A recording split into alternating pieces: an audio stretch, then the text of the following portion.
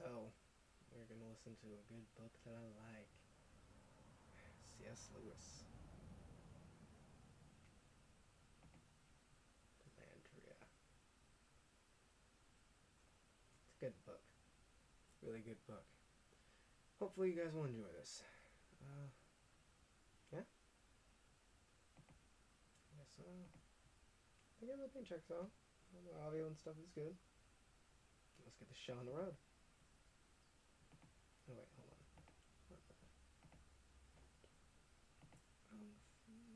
Feed.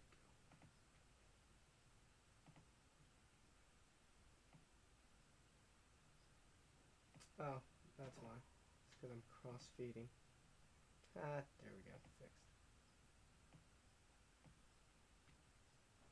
Still, that's not what I want. I apologize. Hold on. The feed's all screwed up. It's 5 a.m. in the morning.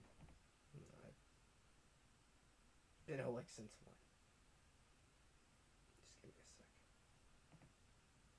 Just need to figure out my brain capacity real quick. It's all fragile.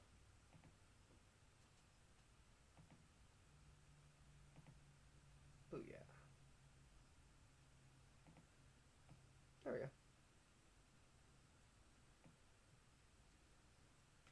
It's easier to pull it up online than it is to pull it up from there. I'd have to stop the live stream for that. I'm not doing that. That takes too much effort. Anyways, now let's get this show on the road.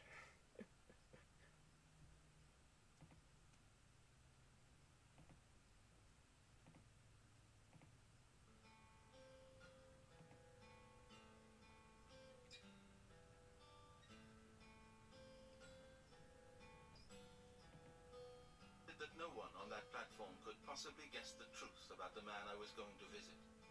The flat heath which spread out before me, for the village lies all behind and to the north of the station, looked an ordinary heath. The gloomy 5 o'clock sky was such as you might see on any autumn afternoon. The few houses and the clumps of red or yellowish trees were in no way remarkable. Who could imagine that a little farther on in that quiet landscape I should meet and shake by the hand a man who had lived and eaten and drunk in a world 40 million miles distant from London, who had seen this earth from where it looks like a mere point of green fire, and who had spoken face to face with a creature whose life began before our own planet was inhabitable. For Ransom had met other things in Mars besides the Martians. He had met the creatures called Eldila, and especially that great Eldil who is the ruler of Mars, or in their speech, the Oyarsa of Malacandra.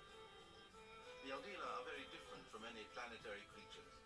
The physical organism, if organism it can be called, is quite unlike either the human or the Martian. They do not eat, breathe, or suffer natural death, and to that extent resemble thinking minerals more than they resemble anything we should recognize as an animal. Though they appear on planets and may even seem to our senses to be sometimes resident in them, the precise spatial location of an Eldil at any moment presents great problems. They themselves regard space, or deep heaven, as their true habitat, and the planets are to them not closed worlds, but merely moving points, perhaps even interruptions, in what we know as the solar system, and they as the field of Arbon. At present I was going to see Ransom in answer to a wire which had said, "Come down Thursday if possible. Business." I guessed what sort of business he meant, and that was why I kept on telling myself that it would be perfectly delightful to spend a night with Ransom, and also kept on feeling that I was not enjoying the prospect as much as I ought to. It was the Eldila that were my trouble. I could just get used to the fact that Ransom had been to Mars, but to have met an Eldil, to have spoken with something whose life appeared to be practically unending. Even the journey to Mars was bad enough. A man who has been in another world does not come back unchanged. One can't put the difference into words. When the man is a friend, it may become painful. The old footing is not easy to recover. But much worse was my growing conviction that, since his return, the Eldila were not leaving him alone. Little things in his conversation, little mannerisms, accidental allusions which he made and then drew back with an awkward apology, all suggested that he was keeping strange company, that there were, well, visitors at that cottage. As I plodded along the empty, unfenced road which runs across the middle of Worcester Common, I tried to dispel my growing sense of malaise by analysing it. What, after all, was I afraid of? The moment I had put this question, I regretted it. I was shocked to find that I had mentally used the word afraid. Up till then, I had tried to pretend that I was feeling only distaste, or embarrassment, or even boredom. But the mere word afraid had let the cat out of the bag. I realized now that my emotion was neither more, nor less, nor other than fear. And I realized that I was afraid of two things. Afraid that sooner or later I myself might meet an Eldil, and afraid that I might get drawn in. I suppose everyone knows this fear of getting drawn in, the moment at which a man realizes that what had seemed mere speculations are on the point of landing him in the Communist Party or the Christian Church. The sense that a door has just slammed and left him on the inside. The thing was such sheer bad luck. Ransom himself had been taken to Mars, or Malacandra, against his will, and almost by accident. And I had become connected with his affair by another accident. Yet here we were, both getting more and more involved in what I could only describe as interplanetary politics. As to my intense wish never to come into contact with the Eldila myself, I am not sure whether I can make you understand it. It was something more than a prudent desire to avoid creatures alien in kind, very powerful and very intelligent. The truth was that all I heard about them served to connect two things which one's mind tends to keep separate, and that connecting gave one a sort of shock. We tend to think about non-human intelligences in two distinct categories, which we label scientific and supernatural, respectively. We think in one mood of Mr. Wells's Martians, very unlike the real Malacandrians, by the by, or his Selenites. In quite a different mood, we let our minds loose on the possibility of angels, ghosts, fairies, and the like. But the very moment we are compelled to recognize a creature in either class as real, the distinction begins to get blurred. And when it is a creature like an Eldil, the distinction vanishes altogether. These things were not animals. To that extent, one had to classify them with the second group. But they had some kind of material vehicle whose presence could, in principle, be scientifically verified. To that extent, they belong to the first group. The distinction between natural and supernatural, in fact, broke down. And when it had done so, one realized how great a comfort it had been, how it had eased the burden of intolerable strangeness which this universe imposes on us by dividing it into two halves and encouraging the mind never to think of both in the same context. What price we may have paid for this comfort, in the way of false security and accepted confusion of thought, is another matter. This is a long, dreary road, I thought to myself. Thank goodness I haven't anything to carry. And then, with a start of realization, I remembered that I ought to be carrying a pack containing my things for the night. I swore to myself, I must have left the thing in the train. Will you believe me when I say that my immediate impulse was to turn back to the station and do something about it? Of course, there was nothing to be done, which could not equally well be done by ringing up from the cottage. That train, with my pack in it, must by this time be miles away. I realize that now as clearly as you do, but at the moment it seemed perfectly obvious that I must retrace my steps, and I had indeed begun to do so before reason or conscience awoke and set me once more plodding forwards. In doing this, I discovered more clearly than before how very little I wanted to do it. It was such hard work that I felt as if I were walking against a headwind. But in fact, it was one of those still, dead evenings when no twig stirs, and beginning to be a little foggy. The farther I went, the more impossible I found it to think about anything except these Eldila. What, after all, did Ransom really know about them? By his own account, the sorts which he had met did not usually visit our own planet, or had only begun to do so since his return from Mars. We had Eldila of our own, he said, Tellurian Eldils, but they were of a different kind and mostly hostile to man. That, in fact, was why our world was cut off from communication with the other planets. He described us as being in a state of siege, as being, in fact, an enemy-occupied territory held down by Eldils who were at war both with us and with the Eldils of deep heaven or space. Like the bacteria on the microscopic level, so these co-inhabiting pests on the macroscopic permeate our whole life invisibly, and are the real explanation of that fatal bent which is the main lesson of history. If all this were true, then of course we should welcome the fact that El Dealer of a better kind had at last broken the frontier. It is, they say, at the moon's orbit, and were beginning to visit us, always assuming that Ransom's account was the correct one. A nasty idea occurred to me. Why should not Ransom be a dupe? If something from outer space were trying to invade our planet, what better smokescreen could it put up than this very story of Ransom's? Was there the slightest evidence, after all, for the existence of the supposed maleficent Eldils on this Earth? How if my friend were the unwitting bridge, the Trojan horse, whereby some possible invader were effecting its landing on Tellus? And then once more, just as when I had discovered that I had no pack, the impulse to go no farther returned to me. Go back, it whispered to me. Send him a wire, tell him you were ill, say you'll come some other time, anything. The strength of the feeling astonished me. I stood still for a few moments, telling myself not to be a fool. And when I finally resumed my walk, I was wondering whether this might be the beginning of a nervous breakdown. No sooner had this idea occurred to me than it also became a new reason for not visiting Ransom. Obviously, I wasn't fit for any such jumpy business as his telegram almost certainly referred to. I wasn't even fit to spend an ordinary weekend away from home. My only sensible course was to turn back at once and get safe home, before I lost my memory or became hysterical, and to put myself in the hands of a doctor. It was sheer madness to go on. I was now coming to the end of the heath and going down a small hill with a copse on my left and some apparently deserted industrial buildings on my right. At the bottom, the evening mist was partly thick. They call it a breakdown at first, I thought. Wasn't there some mental disease in which quite ordinary objects looked to the patient unbelievably ominous? Looked, in fact, just as that abandoned factory looks to me now. Great bulbous shapes of cement, strange brickwork bogies, glowered at me over dry, scrubby grass pockmarked with grey pools and intersected with the remains of a light railway. I was reminded of things which Ransom had seen in that other world. Only there they were people, long spindle-like giants whom he called Sorns. What made it worse was that he regarded them as good people, very much nicer, in fact, than our own race. He was in league with them. How did I know he was even a dupe? He might be something worse. And again I came to a standstill. The reader, not knowing Ransom, will not understand how contrary to all reason this idea was.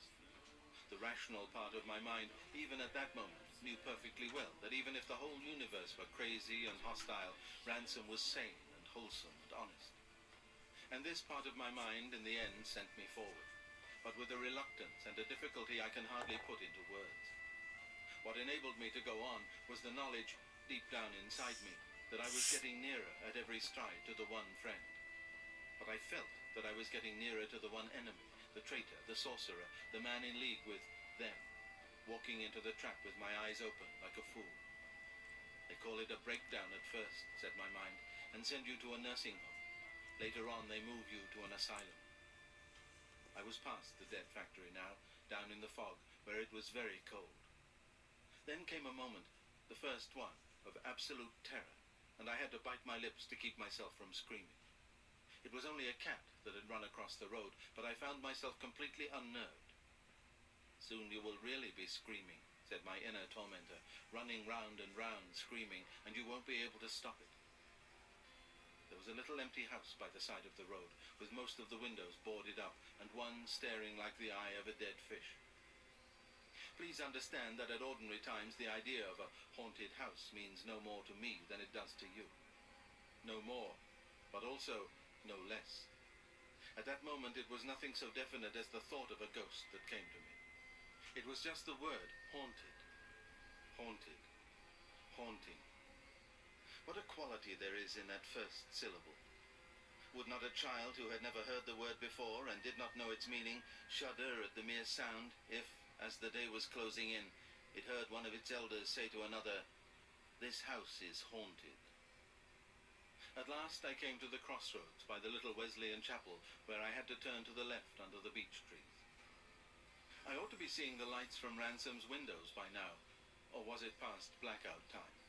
My watch had stopped and I didn't know. It was dark enough, but that might be due to the fog and the trees. It wasn't the dark I was afraid of, you understand. We have all known times when inanimate objects seem to have almost a facial expression, and it was the expression of this bit of road which I did not like. It's not true, said my mind, that people who are really going mad never think they're going mad. Suppose that real insanity had chosen this place in which to begin. In that case, of course, the black enmity of those dripping trees, their horrible expectancy, would be a hallucination. But that did not make it any better. To think that the spectre you see is an illusion does not rob him of his terrors. It simply adds the further terror of madness itself. And then on top of that, the horrible surmise that those whom the rest call mad have, all along, been the only people who see the world as it really is. This was upon me now. I staggered on into the cold and the darkness, already half convinced that I must be entertaining what is called madness. But each moment my opinion about sanity changed. Had it ever been more than a convention, a comfortable set of blinkers, an agreed mode of wishful thinking, which excluded from our view the full strangeness and malevolence of the universe we are compelled to inhabit? The things I had begun to know during the last few months of my acquaintance with Ransom already amounted to more than sanity would admit. But I had come much too far to dismiss them as unreal. I doubted his interpretation or his good faith. I did not doubt the existence of the things he had met in Mars, the Fiffle-Triggy, the Hrossa, and the Sorns, nor of these interplanetary Eldila. I did not even doubt the reality of that mysterious being whom the Eldila call Meleldil, and to whom they appear to give a total obedience, such as no Tellurian dictator can command.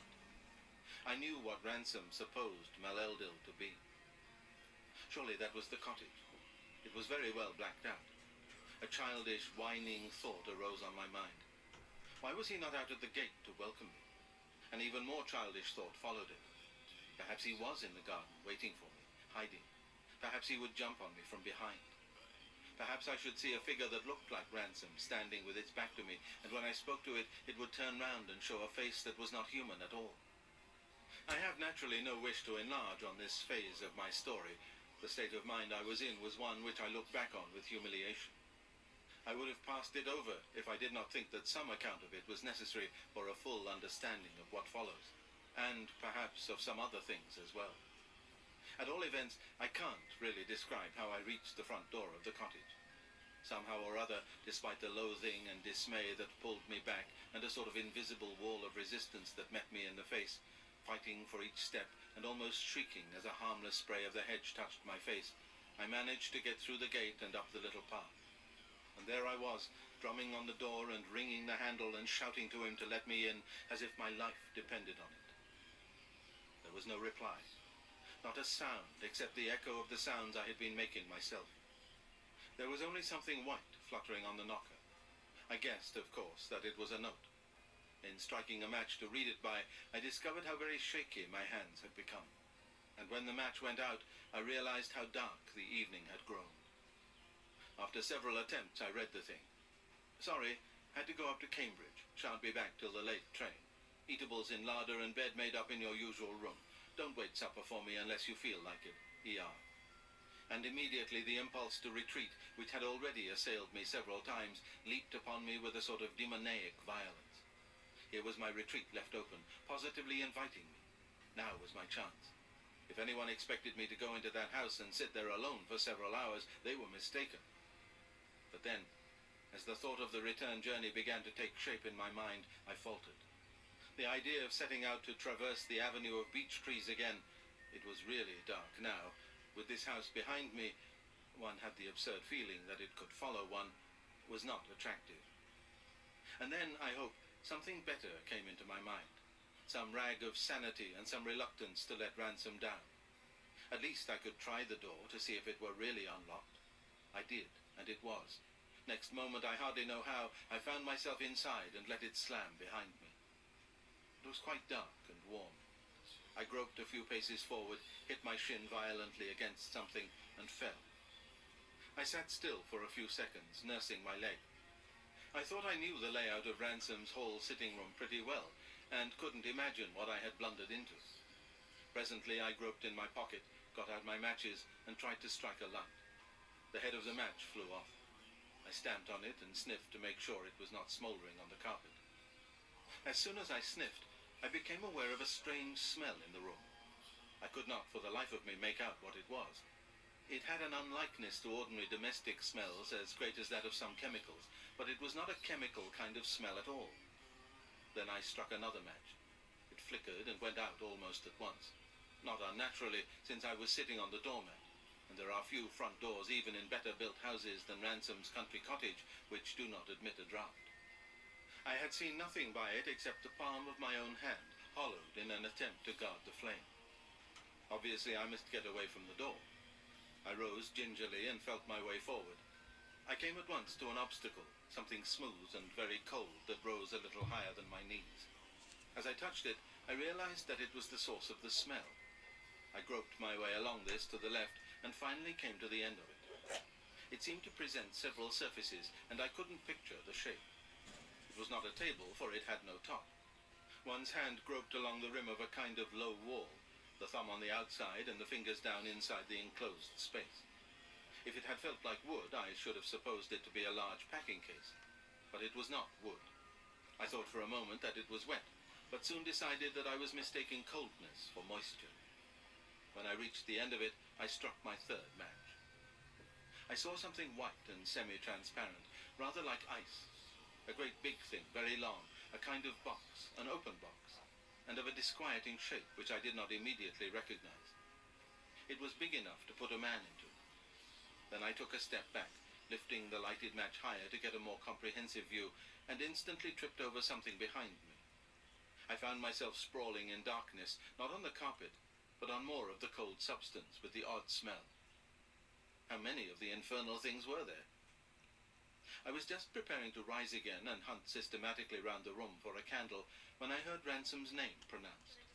And almost, but not quite simultaneously, I saw the thing I had feared so long to see. I heard Ransom's name pronounced. But I should not like to say I heard a voice pronounce it. The sound was quite astonishingly unlike a voice. It was perfectly articulate.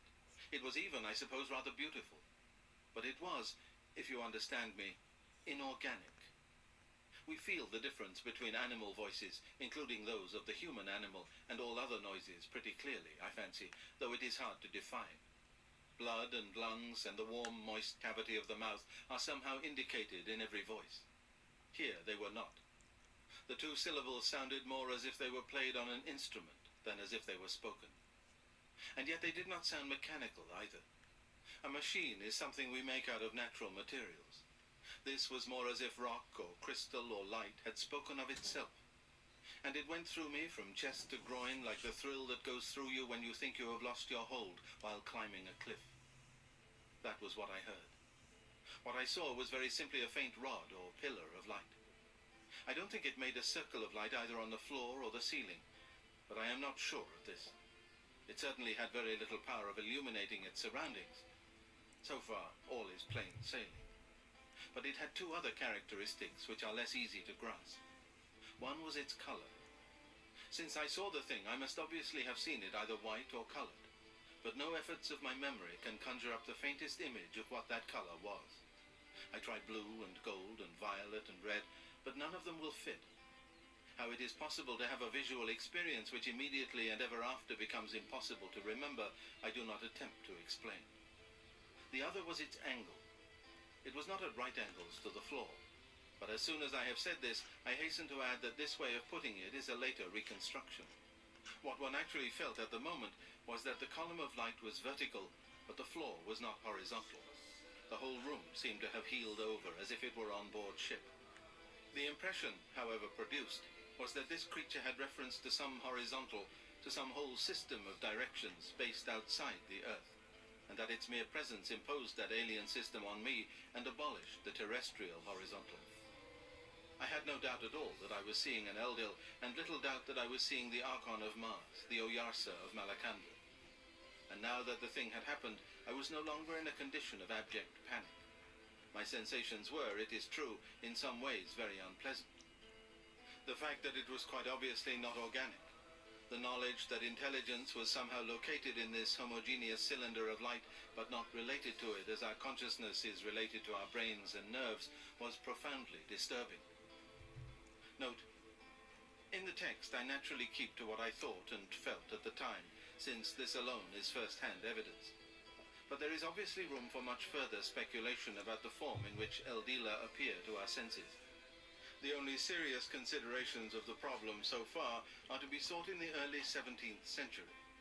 As a starting point for future investigation, I recommend the following from Natvilsius.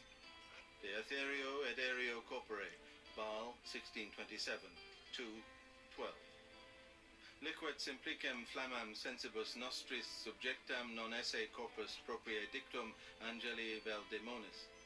Sed potius audilius corporis sensorium aut superficient corporis in coelesti dispositione locorum supra cogitationes humanas existentis. It appears that the homogeneous flame perceived by our senses is not the body, properly so called, of an angel or demon, but rather a manner beyond our conception in the celestial frame of special references. By the celestial frame of references, I take him to mean what we should now call multi-dimensional space. Not, of course, that Natvilsius knew anything about multi-dimensional geometry, but that he had reached empirically what mathematics has since reached on theoretical grounds. It would not fit into our categories. The response which we ordinarily make to a living creature and that which we make to an inanimate object were here both equally inappropriate. On the other hand, all those doubts which I had felt before I entered the cottage as to whether these creatures were friend or foe, and whether Ransom were a pioneer or a dupe, had for the moment vanished. My fear was now of another kind. I felt sure that the creature was what we called good, but I wasn't sure whether I liked goodness so much as I had supposed. This is a very terrible experience. As long as what you are afraid of is something evil, you may still hope that the good may come to your rescue. But suppose you struggle through to the good and find that it also is dreadful. How if food itself turns out to be the very thing you can't eat, and home the very place you can't live, and your very comforter the person who makes you uncomfortable? Then indeed there is no rescue possible. The last card has been played. For a second or two I was nearly in that condition. Here at last was a bit of that world from beyond the world, which I had always supposed that I loved and desired, breaking through and appearing to my senses. And I didn't like it. I wanted it to go away. I wanted every possible distance, gulf, curtain, blanket, and barrier to be placed between it and me. But I did not fall quite into the gulf. Oddly enough, my very sense of helplessness saved me and steadied me. For now I was quite obviously drawn in. The struggle was over. The next decision did not lie with me. Then, like a noise from a different world, came the opening of the door and the sound of boots on the doormat, and I saw, silhouetted against the greyness of the night in the open doorway, a figure which I recognized as Ransom. The speaking, which was not a voice, came again out of the rod of light, and Ransom, instead of moving, stood still and answered it. Both speeches were in a strange polysyllabic language which I had not heard before. I make no attempt to excuse the feelings which awoke in me when I heard the unhuman sound addressing my friend, and my friend answering it in the unhuman language. They are, in fact, inexcusable. But if you think they are improbable at such a juncture, I must tell you plainly that you have read neither history nor your own heart to much effect. They were feelings of resentment, horror, and jealousy. It was in my mind to shout out, "Leave your familiar alone, you damned magician, and attend to me." What I actually said was, "Oh, Ransom, thank God you've come." Chapter 2. The door was slammed for the second time that night, and after a moment's groping, Ransom had found and lit a candle. I glanced quickly round and could see no one but ourselves. The most noticeable thing in the room was the big white object. I recognized the shape well enough this time. It was a large coffin-shaped casket, open. On the floor beside it lay its lid, and it was doubtless this that I had tripped over. Both were made of the same white material, like ice, but more cloudy and less shining. "By Jove, I'm glad to see you," said Ransom, advancing and shaking hands with me. "I'd hoped to be able to meet you at the station, but everything has had to be arranged in such a hurry, and I found at the last moment that I'd got to go up to Cambridge. I never intended to leave you to make that journey alone." Then, seeing, I suppose, that I was still staring at him rather stupidly, he added, "I say, you're all right, aren't you? You got through the barrage without any damage?" "The barrage? I don't understand." "I was thinking you would have met some difficulties in getting here." "Oh, that," said I. "You mean it wasn't just my nerves?" There really was something in the way? Yes. They didn't want you to get here. I was afraid something of the sort might happen, but there was no time to do anything about it. I was pretty sure you'd get through somehow. By they, you mean the others? Our own El dealer? Of course. They've got wind of what's on hand. I interrupted him. To tell you the truth, Ransom, I said, I'm getting more worried every day about the whole business. It came into my head as I was on my way here. Oh, they'll put all sorts of things into your head if you let them, said Ransom lightly. The best plan is to take no notice and keep straight on. Don't try to answer them. They like drawing you into an interminable argument. But, look here, said I, this isn't child's play. Are you quite certain that this Dark Lord, this depraved Oyarsa of Tellus really exists? Do you know for certain either that there are two sides, or which side is ours? He fixed me suddenly with one of his mild but strangely formidable glances. You are in real doubt about either, are you? He asked. No, said I, after a pause, and felt rather ashamed. Well, that's all right then, said Ransom cheerfully. Now let's get some supper and I'll explain as we go along. What's that coffin affair? I asked as we moved into the kitchen. That is what I'm to travel in. Ransom, I exclaimed. The Eldil is not going to take you back to Malacandra. Oh, don't, said he. Oh, Louis, you don't understand. Take me back to Malacandra. If only he would. I'd give anything I possess, just to look down one of those gorges again and see the blue, blue water winding in and out among the woods.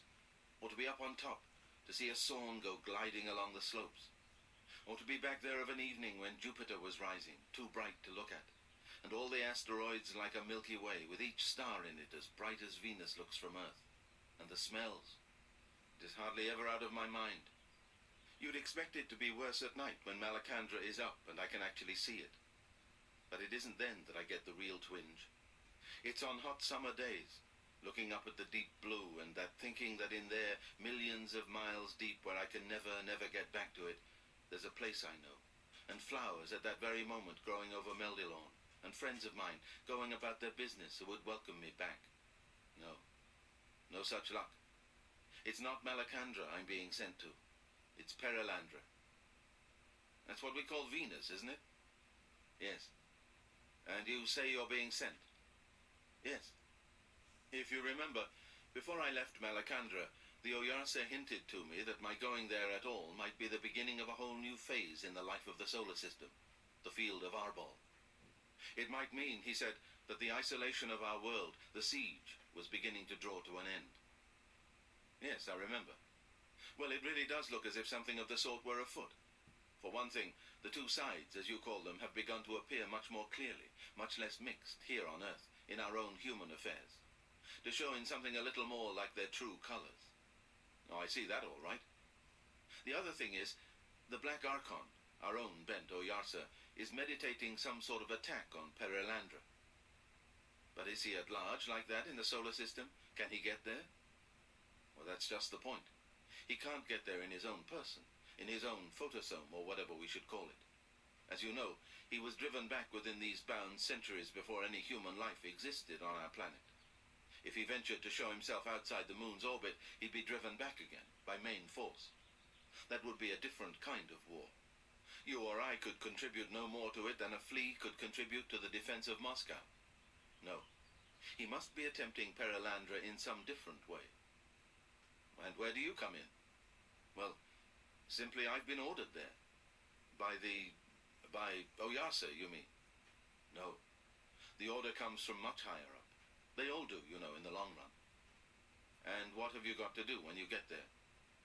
I haven't been told. You are just part of the Oyarsa's entourage? Oh, no. He isn't going to be there. He is to transport me to Venus, to deliver me there. After that, as far as I know, I shall be alone. But, oh, look here, Ransom, I mean... My voice trailed away. I know, said he with one of his singularly disarming smiles. You are feeling the absurdity of it. Dr. Elwyn Ransom setting out single-handed to combat powers and principalities. You may even be wondering if I've got megalomania. Well, I didn't mean that quite, said I. Oh, but I think you did. And at any rate, that is what I have been feeling myself ever since the thing was sprung on me. But when you come to think of it, is it odder than what all of us have to do every day? When the Bible used that very expression about fighting with principalities and powers and depraved hypersomatic beings at great heights, our translation is very misleading at that point, by the way. It meant that quite ordinary people were to do the fighting. Oh, I dare say, said I, but that's rather different. That refers to a moral conflict. Ransom threw back his head and laughed. Oh, Lewis, he said, you are inimitable, simply inimitable. Well, say what you like, Ransom, there is a difference. Yes, there is. But not a difference that makes it megalomania to think that any of us might have to fight either way. I'll tell you how I look at it. Haven't you noticed how in our own little war here on Earth there are different phases? And while any one phase is going on, people get into the habit of thinking and behaving as if it was going to be permanent. But really, the thing is changing under your hands all the time. And neither your assets nor your dangers this year are the same as the year before. Now, your idea that ordinary people will never have to meet the Dark El Dealer in any form except a psychological or moral form, as temptations or the like, is simply an idea that held good for a certain phase of the cosmic war. The phase of the Great Siege, the phase which gave to our planet its name of Thulkandra, the Silent Planet. But supposing that phase is passing, in the next phase, it may be anyone's job to meet them, well, in some quite different mode. I see. Oh, don't imagine I've been selected to go to Perelandra because I'm anyone in particular. One can never see, or not till long afterwards, why anyone was selected for any job. And when one does, it is usually some reason that leaves no room for vanity. Certainly it is never for what the man himself would have regarded as his chief qualifications. I rather fancy I am being sent because those two blackguards who kidnapped me and took me to Malacandra did something which they never intended. Namely, gave a human being a chance to learn that language. What language do you mean? Presahlab, of course. The language I learned in Malacandra. Oh, but surely you don't imagine they will speak the same language on Venus?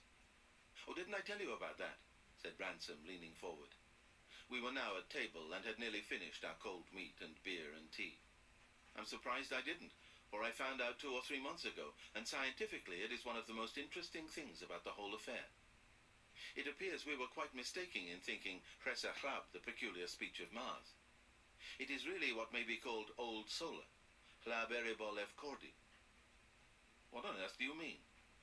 I mean that there was originally a common speech for all rational creatures inhabiting the planets of our system. Those that were ever inhabited, I mean. What the Eldils call the low worlds.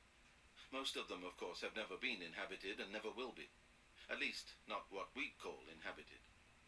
That original speech was lost on Thulkandra, our own world, when our whole tragedy took place. No human language now known in the world is descended from it. But what about the other 2 languages on Mars? I admit I don't understand about them. One thing I do know, and I believe I could prove it on purely philological grounds, they are incomparably less ancient than Presahlab, especially Sonibur, the speech of the Sorns. I believe it could be shown that Sonibur is, by Malacandrian standards, quite a modern development. I doubt if its birth can be put further back than a date which would fall within our Cambrian period. And you think you will find Presahlab, or Old Solar, spoken on Venus? Yes, I shall arrive knowing the language. It saves a lot of trouble, though as a philologist I find it rather disappointing. But you've no idea what you are to do, or what conditions you will find. No idea at all what I'm to do. There are jobs, you know, where it is essential that one should not know too much beforehand.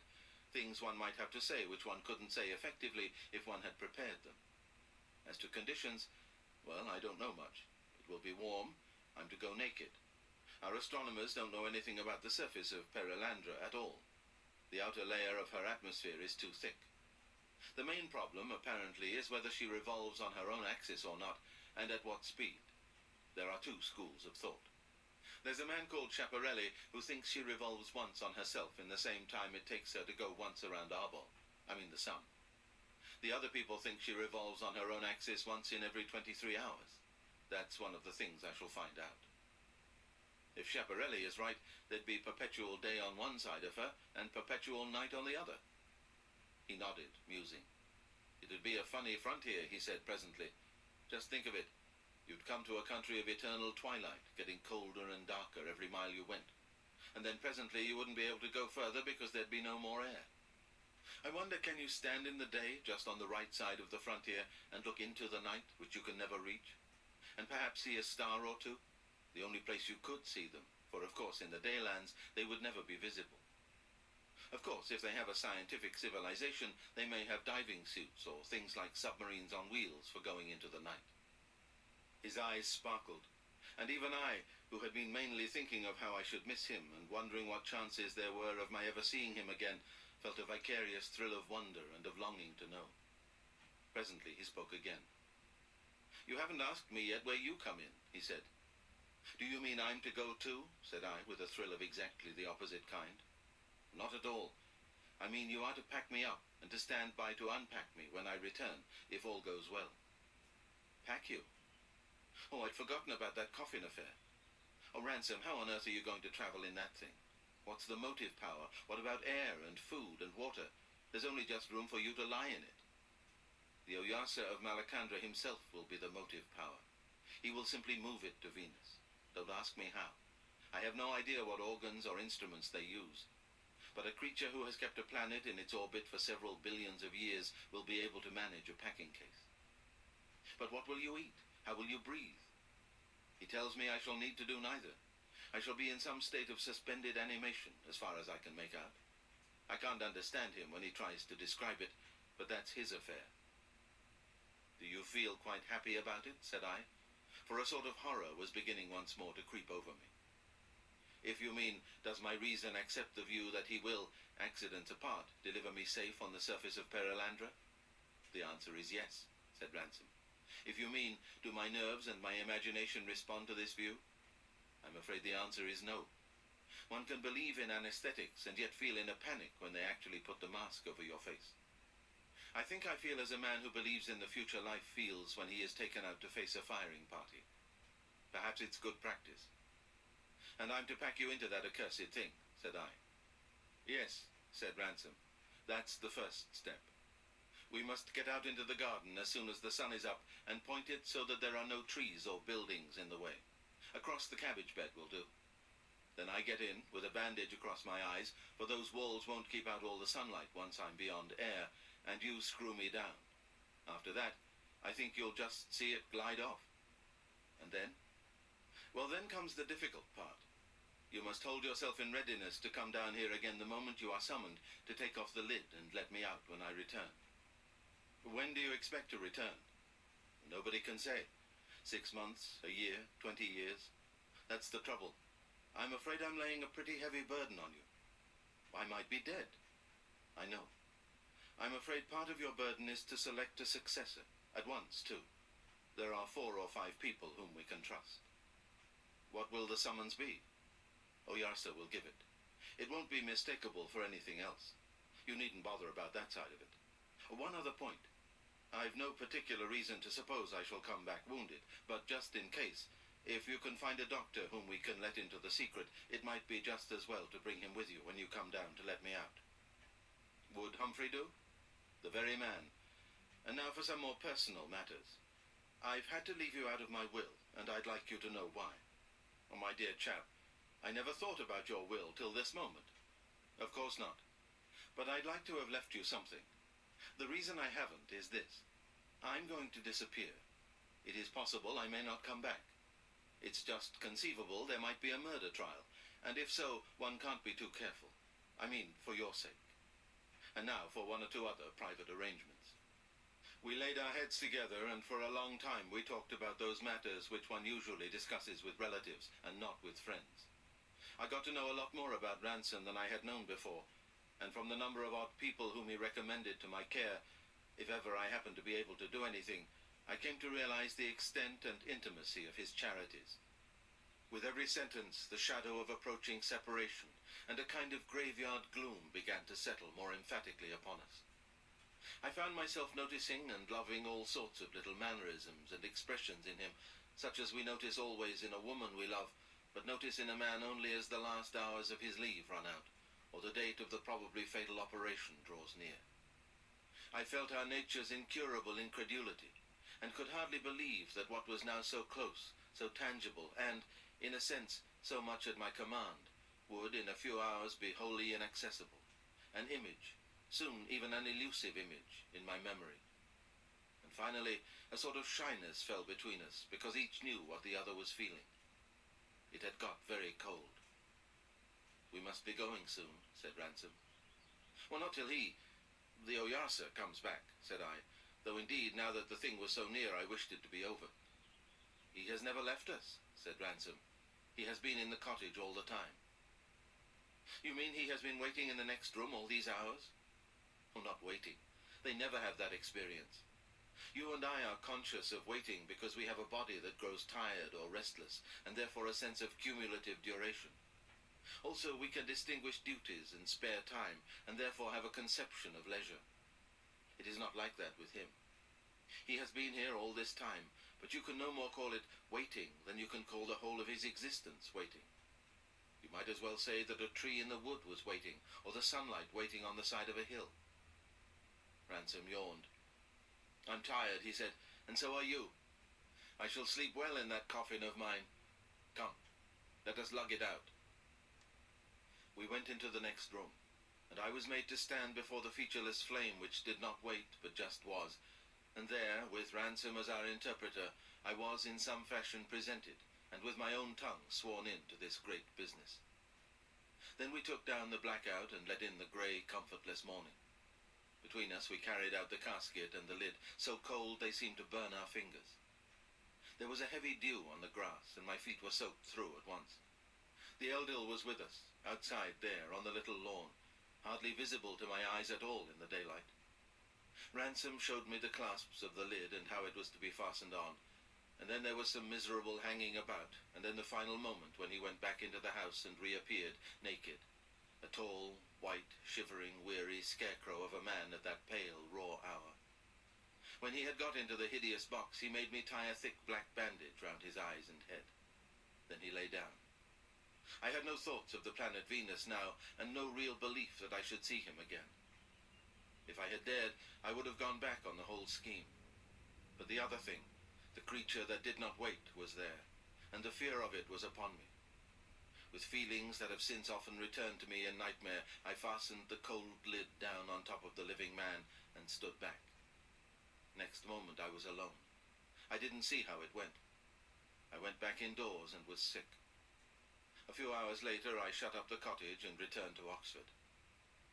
Then the months went past and grew to a year and a little more than a year, and we had raids and bad news and hopes deferred, and all the earth became full of darkness and cruel habitations, till the night when Oyasa came to me again. After that there was a journey in haste for Humphrey and me, standings in crowded corridors and waitings at small hours on windy platforms, and finally the moment when we stood in clear early sunlight in the little wilderness of deep weeds which Ransom's garden had now become, and saw a black speck against the sunrise, and then, almost silently, the casket had glided down between us.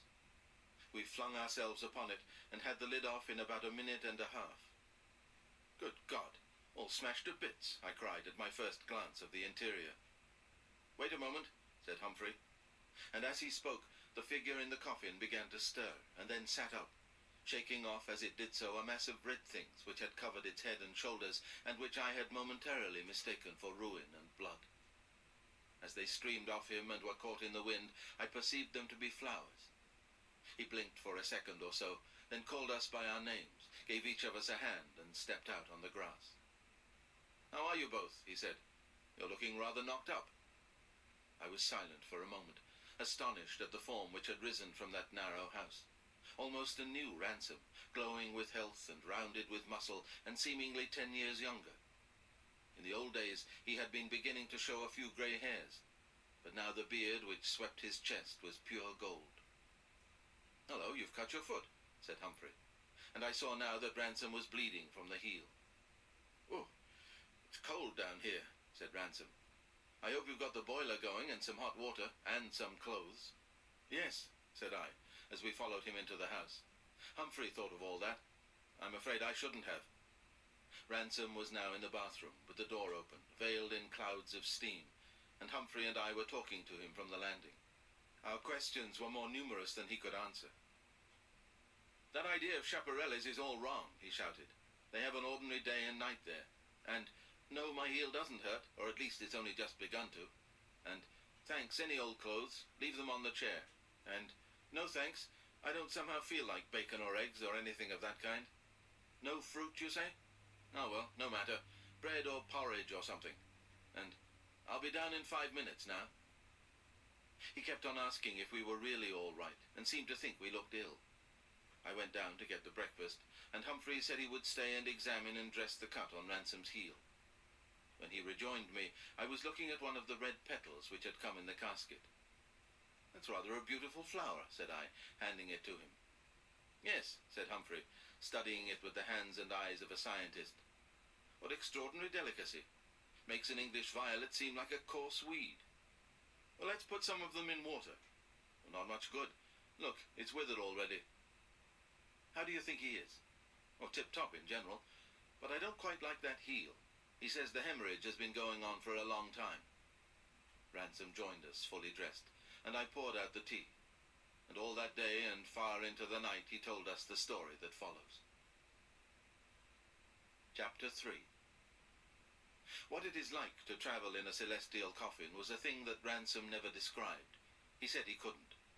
But odd hints about that journey have come out at one time or another when he was talking of quite different matters. According to his own account, he was not what we call conscious, and yet at the same time the experience was a very positive one, with a quality of its own. On one occasion, someone had been talking about seeing life in the popular sense of knocking about the world and getting to know people, and B, who was present, and who is an anthroposophist, said something I can't quite remember about seeing life in a very different sense. I think he was referring to some system of meditation which claimed to make the form of life itself visible to the inner eye. At any rate, Ransom let himself in for a long cross-examination by failing to conceal the fact that he attached some very definite idea to this. He even went so far, under extreme pressure, as to say that life appeared to him in that condition as a coloured shape. Asked what colour, he gave a curious look and could only say, "What colours? Yes, what colours?" But then he spoiled it all by adding, "Of course it wasn't colour at all, really. I mean, not what we'd call colour," and shutting up completely for the rest of the evening. Another hint came out when a sceptical friend of ours called McPhee was arguing against the Christian doctrine of the resurrection of the human body. I was his victim at the moment, and he was pressing on me in his Scots way with such questions as, "So you think you're going to have guts and palate forever in a world where there'll be no eating, and genital organs in a world without copulation? Man, you'll have a grand time of it." When Ransom suddenly burst out with great excitement, "Oh, don't you see, you ass, that there's a difference between a trans-sensuous life and a non-sensuous life?" That, of course, directed McPhee's fire to him. What emerged was that in Ransom's opinion, the present functions and appetites of the body would disappear, not because they were atrophied, but because they were, as he said, engulfed. He used the word transsexual, I remember, and began to hunt about for some similar words to apply to eating, after rejecting transgastronomic, and since he was not the only philologist present, that diverted the conversation into different channels. But I am pretty sure he was thinking of something he had experienced on his voyage to Venus. But perhaps the most mysterious thing he ever said about it was this. I was questioning him on the subject, which he doesn't often allow, and had incautiously said, "Of course I realize it's all rather too vague for you to put into words," when he took me up rather sharply for such a patient man by saying, "On the contrary, it is words that are vague. The reason why the thing can't be expressed is that it's too definite for language." And that is about all I can tell you of his journey. One thing is certain, that he came back from Venus even more changed than he had come back from Mars. But of course, that may have been because of what happened to him after his landing. To that landing, as Ransom narrated it to me, I will now proceed. He seems to have been awakened, if that is the right word, from his indescribable celestial state by the sensation of falling. In other words, when he was near enough to Venus to feel Venus as something in the downward direction. The next thing he noticed was that he was very warm on one side and very cold on the other, though neither sensation was so extreme as to be really painful. Anyway, both were soon swallowed up in the prodigious white light from below, which began to penetrate through the semi-opaque walls of the casket. This steadily increased and became distressing in spite of the fact that his eyes were protected. There is no doubt this was the albedo, the outer veil of very dense atmosphere with which Venus is surrounded and which reflects the sun's rays with intense power. For some obscure reason, he was not conscious, as he had been on his approach to Mars, of his own rapidly increasing weight. When the white light was just about to become unbearable, it disappeared altogether, and very soon after, the cold on his left side and the heat on his right began to decrease, and to be replaced by an equable warmth. I take it he was now in the outer layer of the Perelandrian atmosphere, at first in a pale and later in a tinted twilight. The prevailing color, as far as he could see through the sides of the casket, was golden or coppery. By this time he must have been very near the surface of the planet, with the length of the casket at right angles to that surface, falling feet downwards like a man in a lift. The sensation of falling, helpless as he was and unable to move his arms, became frightening. Then suddenly there came a great green darkness, an unidentifiable noise, the first message from the new world, and a marked drop in temperature. He seemed now to have assumed a horizontal position, and also, to his great surprise, to be moving not downwards, but upwards, though at the moment he judged this to be an illusion. All this time he must have been making faint, unconscious efforts to move his limbs, for now he suddenly found that the sides of his prison house yielded to pressure. He was moving his limbs, encumbered with some viscous substance. Where was the casket? His sensations were very confused. Sometimes he seemed to be falling, sometimes to be soaring upwards, and then again to be moving in the horizontal plane. The viscous substance was white. There seemed to be less of it every moment. White, cloudy stuff, just like the casket, only not solid. With a horrible shock, he realized that it was the casket. The casket melting, dissolving away, giving place to an indescribable confusion of color. A rich, varied world in which nothing, for the moment, seemed palpable. There was no casket now. He was turned out, deposited, solitary. He was in Perelandra. His first impression was of nothing more definite than of something slanted, as though he were looking at a photograph which had been taken when the camera was not held level. And even this lasted for only an instant. The slant was replaced by a different slant. Then two slants rushed together and made a peak, and the peak flattened suddenly into a horizontal line, and the horizontal line tilted and became the edge of a vast gleaming slope which rushed furiously towards him. At the same moment he felt that he was being lifted. Up and up he soared, till it seemed as if he must reach the burning dome of gold that hung above him instead of a sky. Then he was at a summit, but almost before his glance had taken in a huge valley that yawned beneath him, shining green like glass and marbled with streaks of scummy white, he was rushing down into that valley at perhaps 30 miles an hour. And now he realized that there was a delicious coolness over every part of him, except his head, that his feet rested on nothing, and that he had for some time been performing unconsciously the actions of a swimmer. He was riding the foamless swell of an ocean, fresh and cool after the fierce temperatures of heaven, but warm by earthly standards, as warm as a shallow bay with sandy bottom in a subtropical climate. As he rushed smoothly up the great convex hillside of the next wave, he got a mouthful of the water. It was hardly at all flavored with salt. It was drinkable, like fresh water, and only by an infinitesimal degree less insipid. Though he had not been aware of thirst till now, his drink gave him a quite astonishing pleasure. It was almost like meeting pleasure itself for the first time. He buried his flushed face in the green translucence, and when he withdrew it, found himself once more on the top of a wave. There was no land in sight. The sky was pure, flat gold, like the background of a medieval picture. It looked very distant, as far off as a cirrus cloud looks from Earth. The ocean was gold, too, in the offing, flecked with innumerable shadows.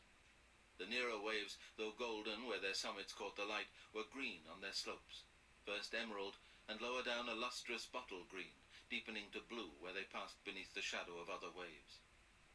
All this he saw in a flash. Then he was speeding down once more into the trough. He had somehow turned onto his back. He saw the golden roof of that world quivering with a rapid variation of paler lights, as a ceiling quivers at the reflected sunlight from the bathwater when you step into your bath on a summer morning.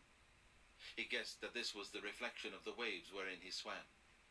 It is a phenomenon observable 3 days out of 5 in the planet of love. The queen of those seas views herself continually in a celestial mirror. Up again to the crest, and still no sight of land. Something that looked like clouds, or could it be ships, far away on his left. Then down, down, down. He thought he would never reach the end of it. This time he noticed how dim the light was. Such tepid revelry in water, such glorious bathing, as one would have called it on earth, suggested as its natural accompaniment a blazing sun. But here there was no such thing. The water gleamed, the sky burned with gold, but all was rich and dim, and his eyes fed upon it undazzled and unaching. The very names of green and gold which he had used perforce in describing the scene are too harsh for the tenderness, the muted iridescence of that warm, maternal, delicately gorgeous world. It was mild to look upon as evening, warm like summer noon, gentle and winning like early dawn. It was altogether pleasurable. He sighed. There was a wave ahead of him now, so high that it was dreadful. We speak idly in our own world of seas mountain high when they are not much more than mast high. But this was the real thing. If the huge shape had been a hill of land and not of water, he might have spent a whole forenoon or longer walking the slope before he reached the summit. It gathered him into itself and hurled him up to that elevation in a matter of seconds. But before he reached the top, he almost cried out in terror. For this wave had not a smooth top like the others. A horrible crest appeared, jagged and billowy, and fantastic shapes, unnatural, even unliquid in appearance, sprouted from the ridge. Rocks? Foam? Beasts? The question hardly had time to flash through his mind before the thing was upon him. Involuntarily he shut his eyes. Then he found himself once more rushing downhill. Whatever it was had gone past him.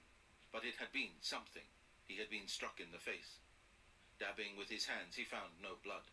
He had been struck by something soft which did him no harm, but merely stung like a lash because of the speed at which he met it. He turned around on his back again, already as he did so soaring thousands of feet aloft to the high water of the next ridge. Far down below him, in a vast, momentary valley, he saw the thing that had missed him. It was an irregularly shaped object with many curves and re-entrants. It was variegated in color like a patchwork quilt. Flame color, ultramarine, crimson, orange, gamboge, and violet.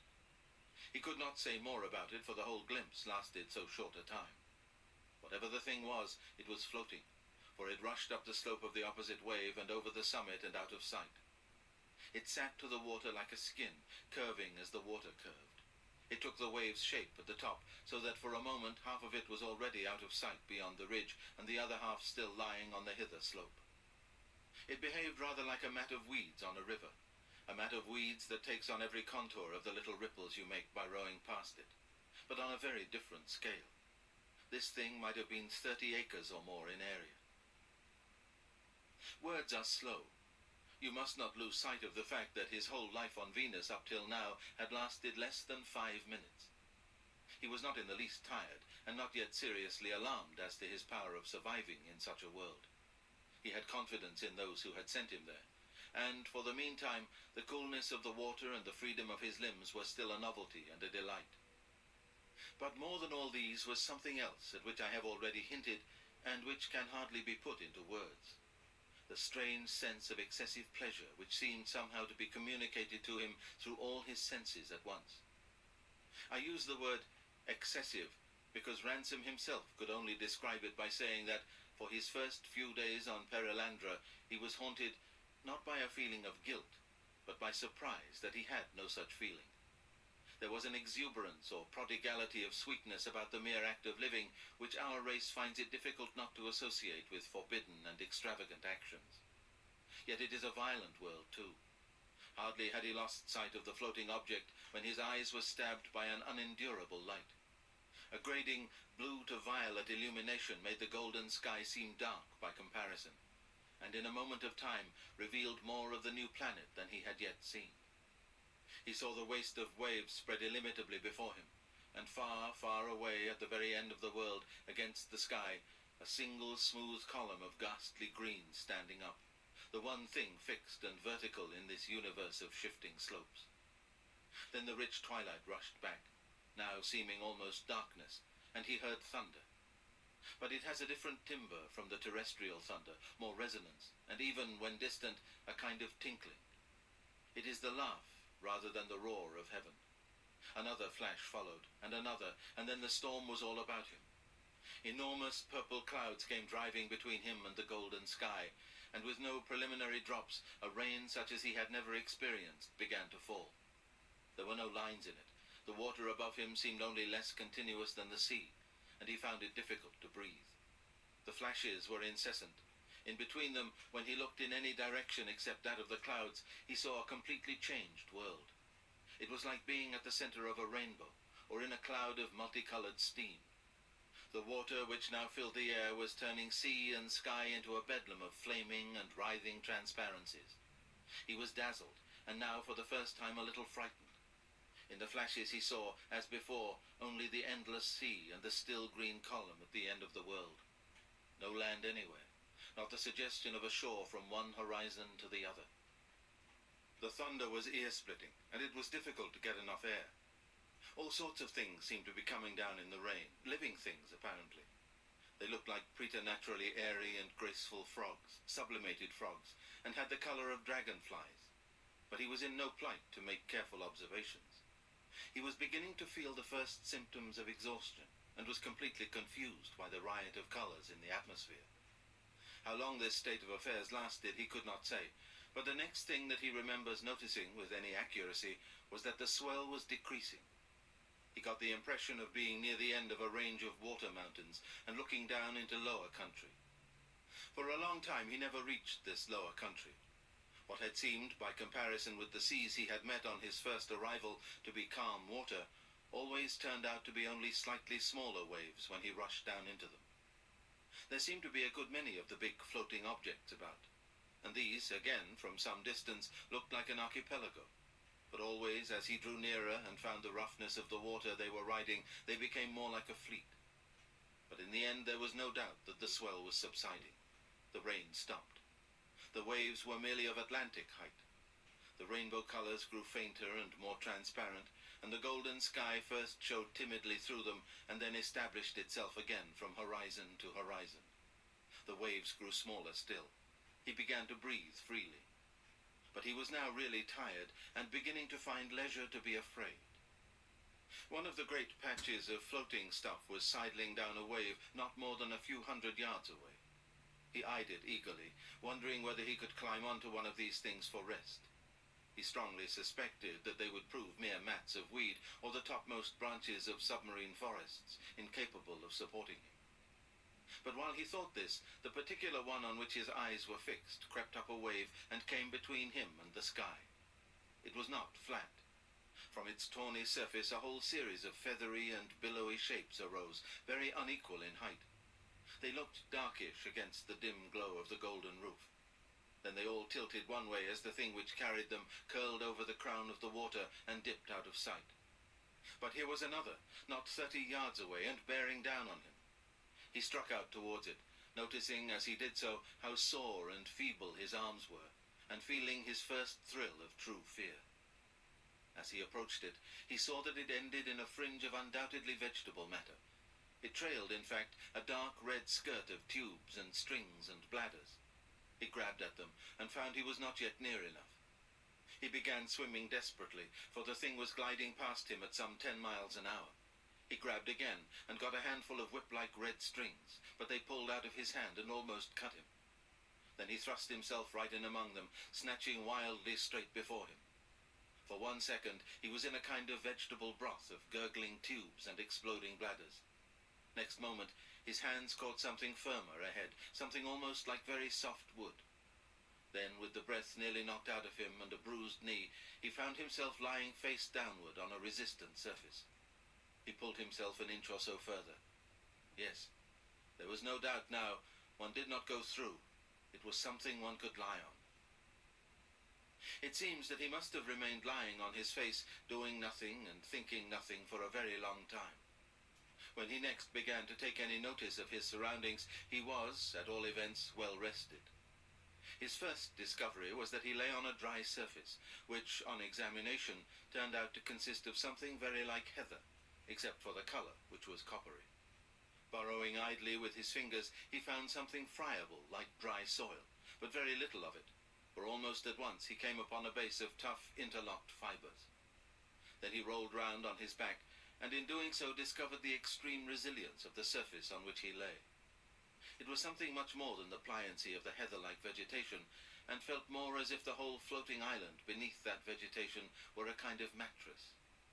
He turned and looked inland, if that is the right word, and for one instant what he saw looked very like a country.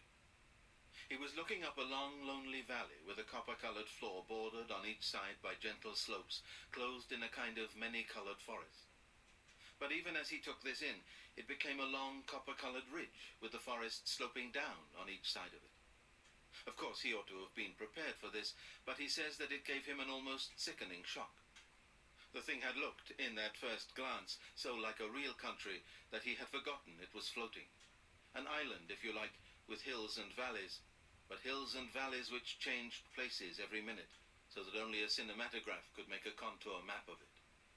And that is the nature of the floating islands of Perelandra. A photograph, omitting the colours and the perpetual variation of shape, would make them look deceptively like landscapes on our own world.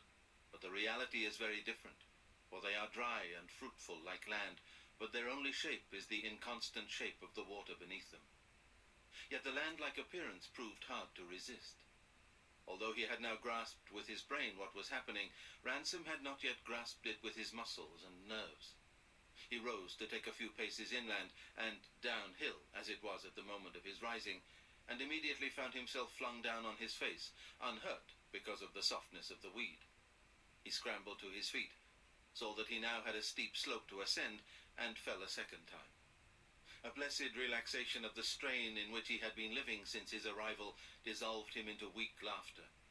He rolled to and fro on the soft, fragrant surface in a real schoolboy fit of the giggles. This passed, and then for the next hour or two he was teaching himself to walk. It was much harder than getting your sea legs on a ship, for whatever the sea is doing, the deck of the ship remains a plane. But this was like learning to walk on water itself. It took him several hours to get 100 yards away from the edge or coast of the floating island, and he was proud when he could go 5 paces without a fall, arms outstretched, knees bent in readiness for sudden change of balance, his whole body swaying and tense like that of one who is learning to walk the tightrope. Perhaps he would have learned more quickly if his falls had not been so soft, if it had not been so pleasant, having fallen, to lie still and gaze at the golden roof, and hear the endless soothing noise of the water, and breathe in the curiously delightful smell of the herbage. And then, too, it was so strange, after rolling head over heels down into some little dell, to open his eyes and find himself seated on the central mountain peak of the whole island, looking down like Robinson Crusoe on field and forest to the shores in every direction, that a man could hardly help sitting there a few minutes longer, and then being detained again because, even as he made to rise, mountain and valley alike had been obliterated, and the whole island had become a level plain. At long last he reached the wooded part. There was an undergrowth of feathery vegetation, about the height of gooseberry bushes, coloured like sea anemones. Above this were the taller growth, strange trees with tube-like trunks of grey and purple, spreading rich canopies above his head, in which orange, silver and blue were the predominant colours. Here, with the aid of the tree trunks, he could keep his feet more easily. The smells in the forest were beyond all that he had ever conceived.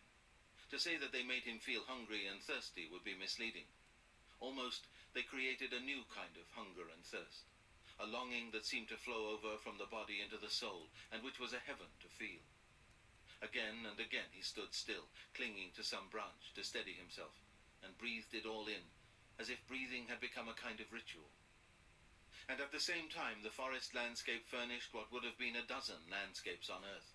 Now level wood with trees as vertical as towers, now a deep bottom where it was surprising not to find a stream, now a wood growing on a hillside, and now again a hilltop, whence one looked down through slanted boles at the distant sea.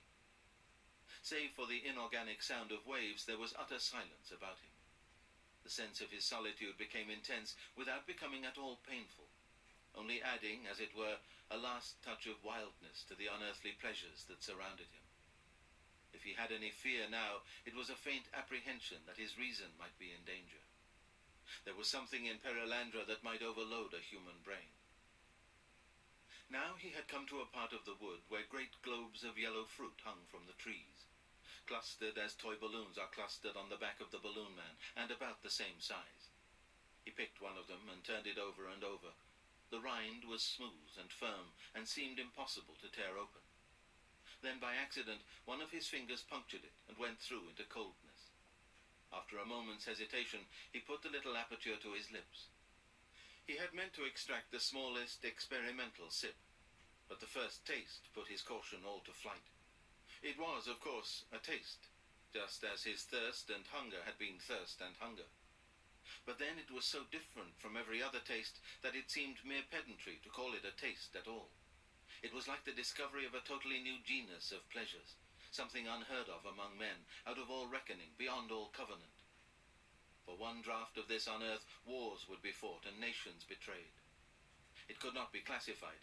He could never tell us when he came back to the world of men whether it was sharp or sweet, savory or voluptuous, creamy or piercing. Not like that was all he could ever say to such inquiries. As he let the empty gourd fall from his hand and was about to pluck a second one, it came into his head that he was now neither hungry nor thirsty. And yet to repeat a pleasure so intense and almost so spiritual seemed an obvious thing to do. His reason, or what we commonly take to be reason in our own world, was all in favor of tasting this miracle again. The childlike innocence of fruit, the labors he had undergone, the uncertainty of the future, all seemed to commend the action. Yet something seemed opposed to this reason. It is difficult to suppose that this opposition came from desire, for what desire would turn from so much deliciousness? But for whatever cause, it appeared to him better not to taste again. Perhaps the experience had been so complete that repetition would be a vulgarity, like asking to hear the same symphony twice in a day.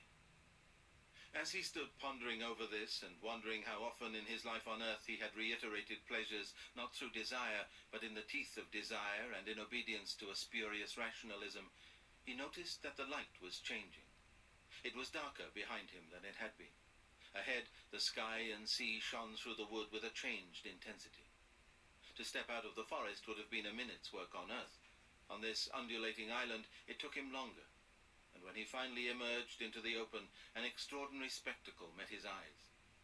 All day there had been no variation at any point in the golden roof to mark the sun's position, but now the whole of one half heaven revealed it. The orb itself remained invisible, but on the rim of the sea rested an arc of green so luminous that he could not look at it, and beyond that, spreading almost to the zenith, a great fan of color like a peacock's tail. Looking over his shoulder, he saw the whole island ablaze with blue, and across it and beyond it, even to the ends of the world, his own enormous shadow. The sea, far calmer now than he had yet seen it, smoked towards heaven in huge dolomites and elephants of blue and purple vapor, and a light wind, full of sweetness, lifted the hair on his forehead. The day was burning to death. Each moment the waters grew more level. Something not far removed from silence began to be felt. He sat down cross-legged on the edge of the island, the desolate lord, it seemed, of this solemnity. For the first time it crossed his mind that he might have been sent to an uninhabited world, and the terror added, as it were, a razor edge to all that profusion of pleasure. Once more, a phenomenon which reason might have anticipated took him by surprise. To be naked yet warm, to wander among summer fruits and lie in sweet heather, all this had led him to count on a twilight night, a mild midsummer greyness. But before the great apocalyptic colors had died out in the west, the eastern heaven was black. A few moments, and the blackness had reached the western horizon. A little reddish light lingered at the zenith for a time, during which he crawled back to the woods. It was already, in common parlance, too dark to see your way. But before he had lain down among the trees, the real night had come. Seamless darkness, not like night, but like being in a coal cellar, darkness in which his own hand held before his face was totally invisible. Absolute blackness, the undimensioned, the impenetrable, pressed upon his eyeballs. There is no moon in that land, no star pierces the golden roof. But the darkness was warm. Sweet new scents came stealing out of it. The world had no size now. Its boundaries were the length and breadth of his own body, and the little patch of soft fragrance which made his hammock, swaying ever more and more gently. Night covered him like a blanket, and kept all loneliness from him. The blackness might have been his own room. Sleep came like a fruit which falls into the hand almost before you have touched the stem. This book is continued on Disc 2.